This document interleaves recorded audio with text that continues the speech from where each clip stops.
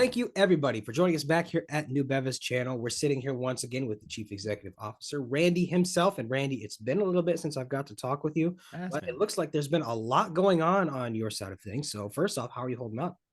good, excellent. I was actually out in Miami getting my eye checked, and it is much, knock on wood, much better. But last time it did get much better, and I had a second retina surgery, so hopefully I don't need that. But Miami weather was so much better than California weather. So my goodness, this is crazy. There's snowing, hailing. I know everybody else goes through this, but that is not what we were trained to do. I mean, that's just not, my It's goodness. not what you signed up for It's in California. not no, we don't pay the taxes that we pay for this. My goodness. So Fair wow. So, enough. but yeah, yeah. Yeah, well, But good, good. I enjoyed Miami. Miami weather was fantastic.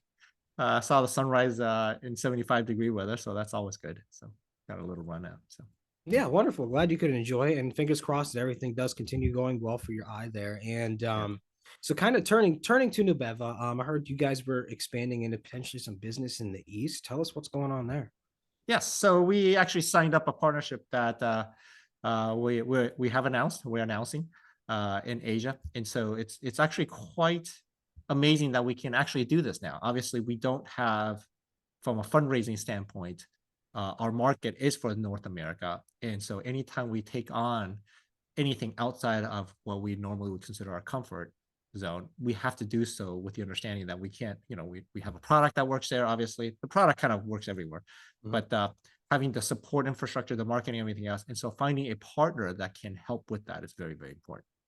And so we can't just expand into Asia when we feel like it, and then go get headcount in Asia and then have a way to support that, or do pre-sales or post-sale support. That would be very difficult for us. So finding a partner that can do that, and at the same time finding a support structure or pre-sale structure that we can support them on, is very important.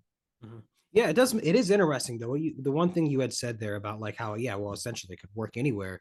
Your guys' or service offering is very country agnostic, so to speak. Right. This is not a problem that is localized to any one specific area. Right. No, I was just gonna go in, and so how we do this. So one of the hardest things for us to do is obviously different time zone, different areas, different languages, etc. And so being able to support that. And so one of the things I give you a lot of credit, I think late last year, it wasn't that long ago, you introduced me to this thing called ChatGPT. And I still remember that day you actually came in. He goes, Oh, "Have you man. heard about this?" And I go, so just a tiny little bit. Not, I think this was October or November last year. Yeah, It's yeah. I amazing how made a fast video about it, man. I was like, listen, it's this stuff's unbelievable. off, and then Yeah, yeah, like wildfire, just say I'm not just not planning to be too far ahead of things, but one day ahead, I'm still ahead of the pack. That's all I'm saying. yeah, that was really impressive. So that allows us, this Asian expansion would not have been possible without ChatGPT. I mean, the Wow. ability to go in and say, have the product support this and support that, having our engineers or product management be able to crank out sometimes even not just the definitions, but in policies, but also the source code, and the testing code is amazing. Mhm. And at the same time, one of the hardest things of what we do enterprise, and what we've always done in different, even in our previous companies, the hardest thing to do, one of the most expensive parts of enterprise sales, is enterprise support. Mhm. It's a lot of times you can go into a Starbucks, look up and look on Aruba Wi-Fi, which is a lot of the encryption was built by our team. You then ask, well, what are the features as this thing does? And you're gonna, if you go by line on Google, you'll realize it'll do dynamic routing. It'll do a lot of wired things, right? And so you start asking, why would a Wi-Fi device need that? And the reason is, you make a seven-figure deal in any enterprise sales, and at some point or another, that customer will feel like whatever they're doing in correlation to that product is not as smoothly as if you had that feature to begin with. So you end up doing all these, what I consider commodity features, that are not part of your innovation, that you have to do because somebody paid you 7 or 8 figures. And so you have to go do that. And so you end up with thousands of these features that really have nothing to do with your innovation. And this is where and the reason why you're doing that is because of enterprise support. With ChatGPT, a lot of times a customer will say, can this ransomware decryption work with? They'll say, hey, I want it on Azure, I want it on AWS, I Mhm. want it on Google Cloud, I want it on my own cloud, or Oracle Cloud. Well, then what? You're going to have to go do that. You're going to have to test that. Well, what we're able to do now is literally, we not only go into ChatGPT and say, hey, do this, but on this other cloud or in this other manner. We output it, we confirm it is what needs to happen. we give not only the output of that to the customer, which we would have never been able to do in the past. We would have had to actually put it in the product and Yeah. productize it and make it easy. And we give the statement that we gave ChatGPT to the customer just in case they want to evolve on it. And IT people love that. DevOps people love that, because the last thing they want to do, a lot of times they ask for a feature, they see the feature and they come back, well, that's not what I wanted. I wanted this other thing. And then you keep doing all these commodity features that have nothing with your innovation. And that's why enterprise sales is so expensive.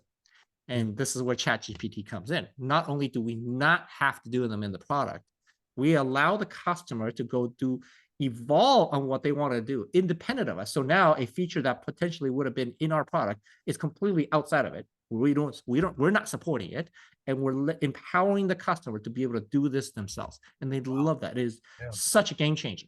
So, Yeah. I mean, it's getting and it's all because of you. I appreciate it. I appreciate it. Listen, so it's even crazier now. I'm hoping everyone's keeping up on this. Now Bing has integrated ChatGPT into their search engine. And you know what's I really was testing it too. I asked it to give me a prime number sieve in Python and it spit it out right away. Yes. Then I asked it to modify it. And first Bing's chat, which was ChatGPT, said, I can only pull code, I can't write it. And then I said, can you just try? And it said, sure. It just did it anyways. So, like, yeah, these technologies have still plenty of roles to fill. A lot of the work's been done. Now it's about finding the practical applications, and I'm glad exactly getting them to test it. A lot of times I complain to ChatGPT, hey, this thing is not right. And then it fixes it. And I said, why didn't you test it before you gave me the first version? So, my expectations are going higher and higher and higher. But yeah. Good. So I guess the last thing to chat about, Randy, is in terms of we talk about things happening in cycles. Often in fashion, people look at this, but apparently this happens in tech too. So give me the 411 on that. Yes, so it's interesting because not long ago, I'm sure we can go back on the videos and we talked about how we have a demo using Conti, the ransomware.